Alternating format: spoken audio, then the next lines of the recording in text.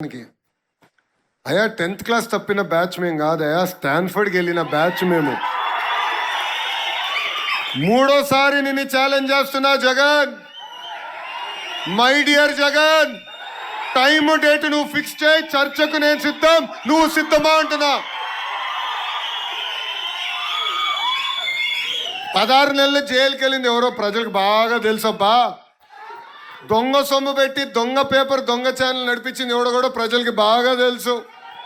DSC గురించి చర్చిద్దాం, మీరు ముఖ్యమంత్రిగా ఉన్నప్పుడు గ్రూప్ 1 కుంభకోణం గురించి చర్చిద్దాం, క్వార్టర్ బాటిల్ కుంభకోణం గురించి కూడా చర్చిద్దాం. నేను రెడీ అని చెప్తున్నా. మొన్న ఛాలెంజ్ చేస్తే ఆయన పక్కన ఒక చెంచా బయటకు వచ్చాడు. అరే నేను ఛాలెంజ్ చేసింది మీ నాయకుడిని, దమ్ము ధైర్యం మీ నాయకుడికి లేదు, మధ్యలో నువ్వేడా వచ్చి నాకు ఛాలెంజ్ చేసేది. ఆయన ఛాలెంజ్ చేశాడు, నేను రెడీ అన్నా.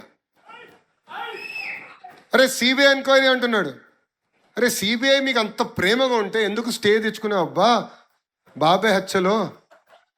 సిబిఐ నీకు అంత ప్రేమ ఉంటే నీ సొంత కేసులు ముందరికి వెళ్లకుండా కోర్టుకి వాయిదాలు ఎందుకు వేస్తున్నారా బాయ్? అవన్నీ మాకు కంపడట్లేదా, మర్చిపోతామా అనుకుంటున్నారా? నేను మళ్ళీ ఛాలెంజ్ చేస్తున్నా, ఐఎమ్ రెడీ. మీరు రెడీనా అని అడుగుతున్నా. ప్రజల్లో కూడా మీరు చెప్పండి, టీచర్లు కూడా చెప్పండి. ఎందుకంటే పిల్ల వేశారు. ఆ పిల్ల ఏం రాశారంటే ఈ 16,000 మంది టీచర్లు ఎవరైతే వచ్చారో వాళ్ళు మొత్తం తీసేయాలంట. 16,000 మంది టీచర్లు తీసేయాలంట. దాంట్లో ఎక్కువ నష్టపోయేది మన కర్నూలు జిల్లా. ఇది ప్రజలకి తెలియజేయాల్సిన బాధ్యత ఇక్కడున్న కార్యకర్తలందరిపైన ఉంది. ఆ పార్టీకి ఒక జబ్బు కూడా ఉందండి. ఆ జబ్బు పేరు తెలుసా మీ అందరికీ? సిసిడి. ఏంటిది? క్రెడిట్ చోరీ డిసార్డర్. క్రెడిట్ చోరీ జబ్బు.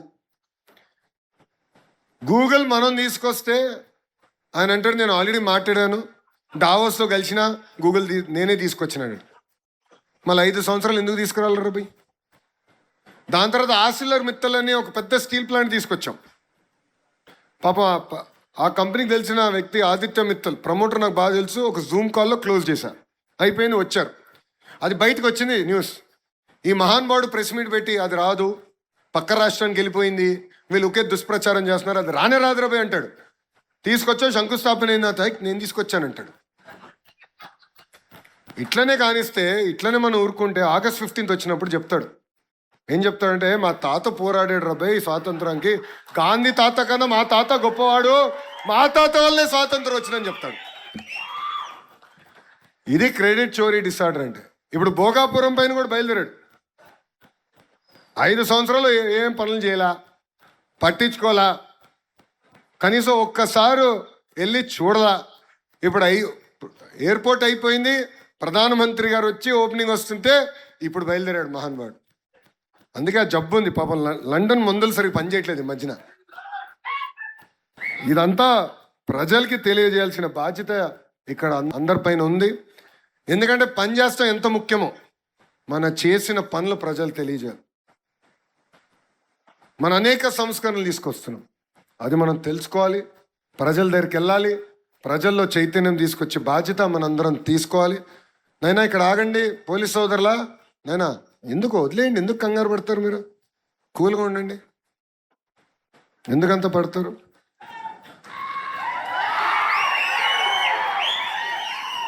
మీరు లేనప్పుడు మా వాళ్ళు ఉన్నారబ్బా నాతో, కంగారు పడద్దు. ఇక్కడ ఎవడేం చేయడలే. గొడ్డలి, గొలకరాయి, కోడి కత్తి మా పార్టీ కాదురా భయ్.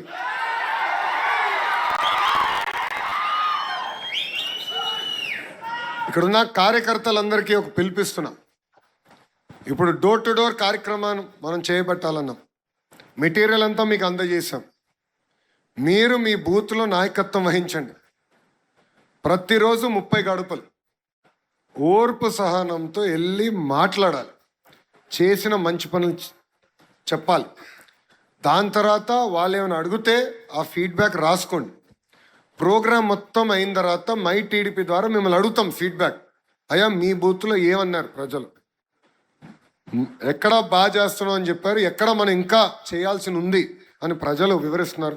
ఏం చెప్పారో మేము తెలుసుకుంటాం, ఆ యాప్ ద్వారా మేము తెలుసుకుంటాం. దయచేసి ఈ కార్యక్రమం మన అందరం జయప్రదం చేయాలి, అందరం కష్టపడాలి.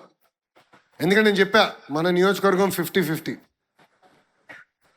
అంటే 50% సార్లు గెలిచాం, 50% సార్లు ఓడిపోయాం. దానికి కారణం మనమే, మన నిర్లక్ష్యమే, ప్రజల్ని తప్పడతాం కాదు. 1985 తర్వాత గెలవని నియోజకవర్గంలో నేను పోటీ చేశా స్వామి, మంగళగిరి. 2019లో నేను ఓడిపోయా, 5300 ఓట్లతో ఓడిపోయా. 5 సంవత్సరాలు నేను వదిలిపెట్టలేదే, నేను వేరే కాన్స్టిట్యున్సీకి వెళ్ళలేదే.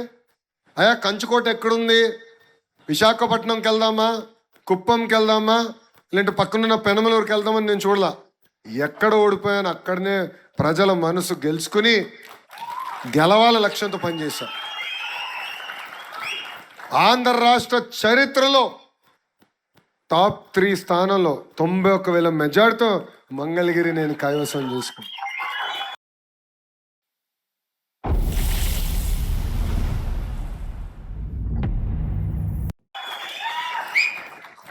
అదే కార్యకర్తలు, అదే నాయకత్వం.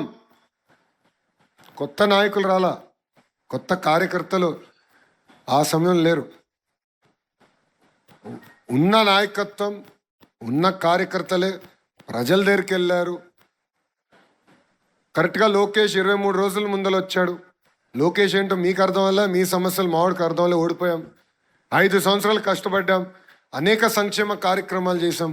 గుర్తుపెట్టుకోండి, ప్రతిపక్షంలో ఇంత కష్టపడ్డా అంటే అధికారంలోకి వచ్చిన తర్వాత ఎంత కష్టపడతాం, ఎంత మంచి పనులు చేయగలుగుతామని ప్రజలందరికీ వివరించాను. నేను డోర్ టు డోర్ తిరిగా, దానివల్లనే అంత మెజార్టీతో నేను గెలిచా. ఇక్కడ కూడా మనందరం కష్టపడాలి. మళ్ళీ చెప్తున్నా, పార్టీలో నాయకులం మేము శాశ్వతం కాదు. తెలుగుదేశం పార్టీ అనేది శాశ్వతం, పార్టీ వ్యవస్థ అనేది శాశ్వతం. ఆ పార్టీ బలోపేతం కోసం మనందరం కష్టపడాలి, అందరం కృషి చేయాలి. అంతేగాని ఎవరు ఉంటాడు ఆయన చెప్తే పదవులు వస్తాయి అనుకుంటే మటుకు చాలా ఇబ్బంది పడతాం మనం.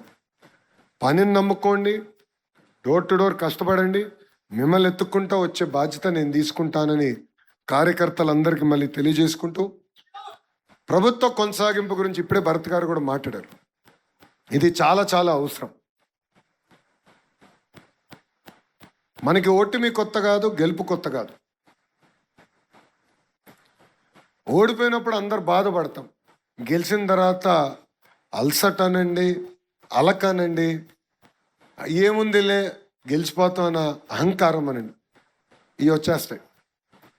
దానివల్ల మనం నష్టపోతాం కాదు, కార్యకర్తలు మనం నష్టపోతున్నాం. కేసులు పెట్టించుకుంటాం, కొన్ని సందర్భాల్లో